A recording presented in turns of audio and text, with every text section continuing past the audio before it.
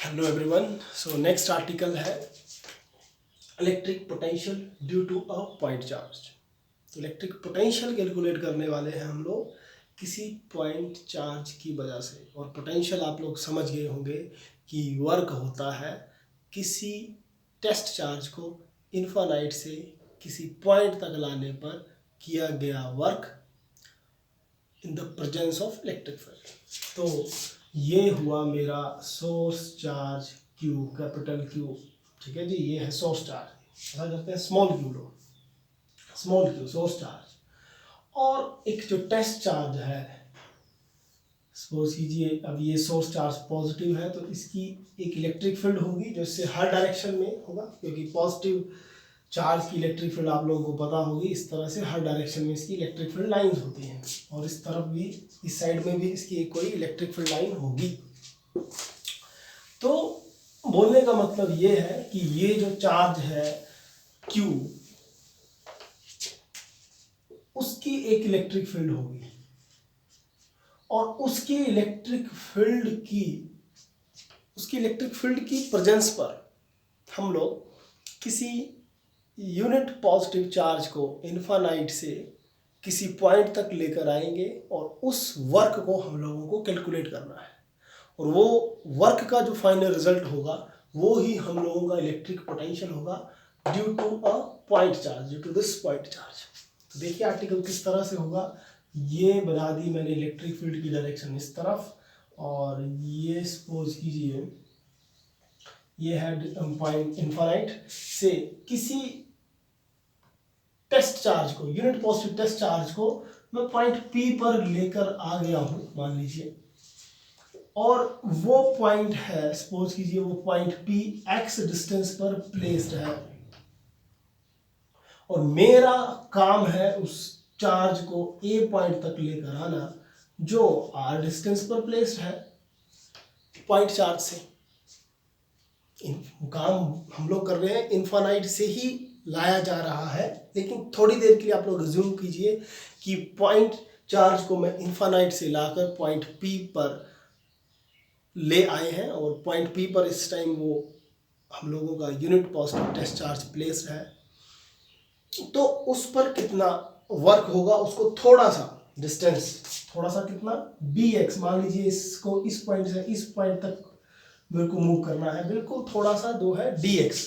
तो वो कितना वर्क होगा, तो वो वर्क होगा small amount of work dw, और वो वर्क होगा फोर्स इनटू डिस्प्लेसमेंट। और डिस्प्लेसमेंट कितनी, थोड़ी सी डिस्प्लेसमेंट जो है dx। जो आप लोगों को मेनली थ्योरी लिखनी होगी एग्जाम में, वो आप लोग बुक से रीड कीजिएगा तो आप लोगों को थ्योरी समझ आएगी कि consider a unit positive test charge and a point charge Q। in the presence of this point charge we are moving a unit positive charge from infinite to point A. Let us suppose this test charge is at point P and moving with the small distance dx, then amount of work done in moving that test charge through distance dx will be given by F dot dx. तो F force किस direction में लगेगी, क्योंकि force है electrostatic force, और dx की क्या direction है, क्योंकि आप लोगों को पता होगा कि इलेक्ट्रिक फील्ड की प्रेजेंस में अगर किसी टेस्ट चार्ज को रखा जाए तो उसके ऊपर QE इतनी फोर्स लगती है, इलेक्ट्रोस्टैटिक फोर्स इतनी लगती है, और उसकी डायरेक्शन क्या होगी, ये पॉजिटिव है ये भी पॉजिटिव है, तो फोर्स की डायरेक्शन होगी इस तरफ FE। लेकिन डिस्प्लेसमेंट किस साइड हो रही है, डिस्प्लेसमेंट हम लोग ले रहे हैं इस तरफ dx की वैल्यू, ठीक है, डिस्प्लेसमेंट इस तरफ ये इस तरफ। तो अगर मैं इन दोनों के बीच का एंगल बोलूं, ये एंगल, तो वो होगा 180 डिग्री, कि एक इस तरफ जा रहा है दूसरा इस साइड, ठीक है। जो हम लोगों की फोर्स है वो इस डायरेक्शन में और डिस्प्लेसमेंट उसकी इस डायरेक्शन में है, तो इस करके एंगल 180 डिग्री। तो अगर मैं इस डॉट प्रोडक्ट को हटाऊंगा तो मिलेगा F D x cos of 180 degree, और कॉस 180 डिग्री होता है -1, तो ये बन गया एफ डी एक्स, इक्वेशन 1। अब एफ क्या है, एफ है electrostatic force, F is electrostatic force, electro electrostatic force. और इलेक्ट्रोस्टैटिक फोर्स कितनी होगी? इलेक्ट्रोस्टैटिक फोर्स होती है 1/4πε0 क्यू। कौन सा क्यू? ये, और ये तो 1 है तो 1 लिख दिया, ओवर डिस्टेंस का स्क्वायर, और डिस्टेंस कितना है पॉइंट पी का, that is X. So put value of F in this equation, so work will become, work is equal to, ये वैल्यू आप लोग एफ की वैल्यू इधर पुट करें तो हो minus 1/4πε0 q over x square d x. तो ये है वर्क। लेकिन अगर मैं इसी पर बात करूं कि ये तो सिर्फ वो वर्क हुआ जब P से उसको मैंने मूव किया थोड़ा सा डिस्टेंस dx, लेकिन मेन काम क्या होगा? इलेक्ट्रिक पोटेंशियल पर मेन काम होगा इन्फानाइट से पॉइंट ए तक लाने के लिए वर्क। तो कंप्लीट वर्क किस तरह से कैलकुलेट करेंगे? कंप्लीट वर्क, और आप लोगों को पता होगा क्योंकि +1 में आपने कई बार ये बातें रीड की हैं कि कंप्लीट वर्क जब कैलकुलेट किया जाता है स्मॉल अमाउंट ऑफ वर्क से, तो आपको इंटीग्रेट करना होता है। इसलिए आप लोग इसको इंटीग्रेट करें, और इंटीग्रेशन से आप लोगों को मिलेगा कंप्लीट वर्क, ओके, और minus 1/4πε0 q over x square dx। और रेंज क्या है उसकी? उसकी रेंज है इन्फानाइट से पॉइंट ए तक, ठीक है, इन्फानाइट से पॉइंट ए तक। और पॉइंट ए का अगर मैं डिस्टेंस बोलूं तो point A means R distance पर प्लेस्ड है। तो इंटीग्रेशन करते हैं इधर, और work is equal to constant सारा आउट लीजिए, dx के रिस्पेक्ट में इंटीग्रेशन होगा तो सिर्फ वेरिएबल x हुआ, बाकी माइनस q ओवर 4πε0 आउट, और इन्फानाइट से r, और ये बन गया dx ओवर x का। इंटीग्रेट कीजिए इसको जल्दी से, जिसको इंटीग्रेशन पता है वो जल्दी से इंटीग्रेट कीजिए, और जिसको नहीं पता है वो जल्दी से बोर्ड की तरफ देखिए। तो वर्क क्या बन गया? -q ओवर 4πε0, और ये देखिए x रेज टू पावर -2 चला गया ऊपर, ठीक है, -2 गया ऊपर, और इंटीग्रेशन क्या होगी? x रेज इंटीग्रेशन पे उसकी एक पावर इंक्रीज होती है, -2 + 1, और नीचे भी आएगा -2 + 1, और इन्फानाइट से r तक। तो वर्क क्या बन गया? वर्क बन गया -q ओवर 4πε0, और -2 + 1 इज -1, और x रेज टू पावर -1, और इन्फानाइट से r, और क्लोज। तो वर्क क्या चला गया? वर्क चला गया q over 4πε0 1 over x infinite to r closed. तो वर्क क्या है? वर्क होगा q ओवर 4πε0, और अपर लिमिट पुट कीजिए, अपर लिमिट है 1 over r minus lower limit, lower limit means infinite, पहले r पुट कीजिए फिर माइनस लगाइए, लोअर लिमिट इन्फानाइट।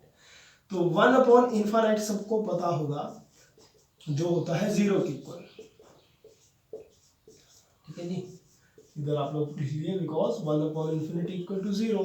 तो मल्टीप्लाई कीजिए तो वर्क कितना बन गया? वर्क बन गया q ओवर 4πε0 1 ओवर r।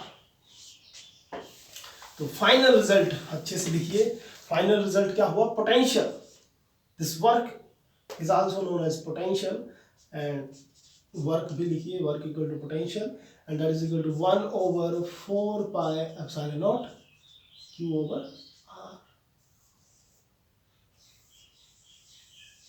ठीक है, ये है 1 ओवर 4πε0 q ओवर r। तो ये होगा आप लोगों का पोटेंशियल, पोटेंशियल का रिजल्ट। इलेक्ट्रिक फील्ड का रिजल्ट जल्दी से आप लोग माइंड में लाएं तो आपको याद आएगा कि electric field due to a point charge होती थी 1 ओवर 4πε0 सोर्स चार्ज जो होता है q ओवर r स्क्वायर था। लेकिन पोटेंशियल का देखिए रिजल्ट 1 ओवर 4πε0 सोर्स चार्ज ली है क्योंकि टेस्ट चार्ज की वैल्यू 1 है, ओवर r स्क्वायर नहीं है, r है। तो ये छोटा सा डिफरेंस है इलेक्ट्रिक फील्ड और पोटेंशियल के रिजल्ट में। पोटेंशियल का रिजल्ट आएगा 1/4πε0 Q/R, और इलेक्ट्रिक फील्ड का क्या था Q/R²। याद कीजिए रिजल्ट जल्दी से। और अब देखिए कुछ बातें। सपोज कीजिए ये Q कौन सा Q है, इस पर ये Q ये है, अगर ये नेगेटिव होता तो क्या होगा, ये पॉजिटिव है तो रिजल्ट आया पॉजिटिव में, अगर ये नेगेटिव होता तो रिजल्ट आता -1/4πε0 Q/R।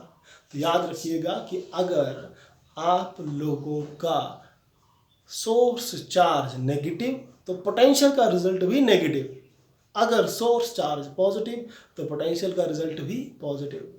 सेकंड बात देखिए कि पोटेंशियल का आर के साथ रिलेशन क्या है, तो पोटेंशियल का आर के साथ रिलेशन है इनवर्सली प्रोपोर्शनल। तो ग्राफ देखिए क्या होगा, ये है पोटेंशियल और ये है आर। तो what it means, inversely proportional का मतलब अगर मैं आर की वैल्यू इंक्रीज करूं तो पोटेंशियल डिक्रीज होगा, आर की वैल्यू इंक्रीज करेंगे तो पोटेंशियल डिक्रीज होगा। क्या मतलब हुआ कि इस पॉइंट पर VA पॉइंट देखिए इस पॉइंट पे है, ठीक है, ये है आर की वैल्यू। अब मैं आर को इंक्रीज करता हूं, मान लीजिए इस पॉइंट पर BB, ये RBA और ये R1 है, R2 है, तो पोटेंशियल क्या होगा, R2 बढ़ा तो पोटेंशियल डिक्रीज होगा। मतलब सोर्स चार्ज के जब हम नजदीक आते हैं तो पोटेंशियल बढ़ता जाता है, सोर्स चार्ज से जब दूर जाते हैं तो पोटेंशियल कम होता जाता है। फिर से सुनिएगा, जब सोर्स चार्ज के नजदीक होंगे तो पोटेंशियल ज्यादा होगा क्योंकि आर की वैल्यू कम होगी, और जब सोर्स चार्ज से दूर जाएंगे तो पोटेंशियल कम होता जाएगा। जितना सोर्स चार्ज से दूर जाएंगे इन्फानाइट पर जाकर बिल्कुल जीरो पोटेंशियल हो जाएगा। तो ये बात माइंड पे रखिए। और इनवर्सली प्रोपोर्शनल का मतलब ये ही है, और इनवर्सली प्रोपोर्शनल का ग्राफ माइंड पे रखिएगा। इनवर्सली प्रोपोर्शनल का ग्राफ इस तरह से होगा, जब भी आप लोगों का इनवर्सली प्रोपोर्शनल का ग्राफ बनाना हो तो इस तरह का ग्राफ बनेगा। तो ये है V पोटेंशियल और R डिस्टेंस, किसका डिस्टेंस, टेस्ट चार्ज का डिस्टेंस, या सोर्स चार्ज से कितनी दूर पॉइंट है उसका डिस्टेंस, इन दोनों का रिलेशन नेगेटिव। और इस केस में Q क्या है, सोर्स चार्ज ग्रेटर देन 0 है, पॉजिटिव है। अगर सपोज कीजिए कि Q हम लोगों का लेस देन 0 होता तो पहली बात जो फाइनल रिजल्ट बना वो बनता -1/4πε0 Q/R।